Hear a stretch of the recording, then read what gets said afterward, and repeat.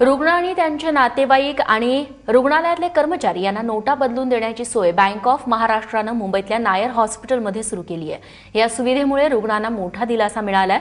सध्या नायर रुग्णालयामध्ये नोटा बदलून घेण्यासाठी रांगा लागलेल्या बघायला मिळतात। अशाच पद्धतीचा उपक्रम इतर अन्य रुग्णालयांमध्ये देखील सुरू केल्यास रुग्णांचा मनस्ताप कमी होणार आहे।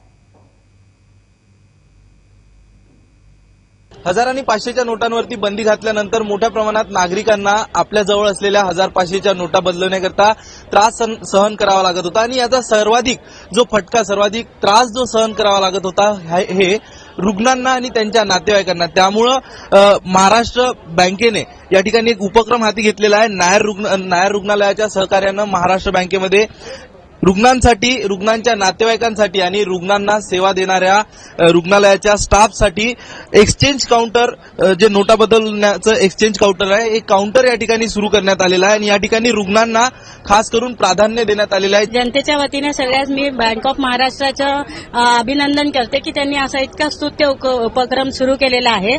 खरोखरीच रुग्णांचे जे हाल होत आहेत त्याच्यावर थोडीशी फुंकर नक्कीच बसेल याने। चित्रे सर, तुम्ही मला सांगा, गेल्या काही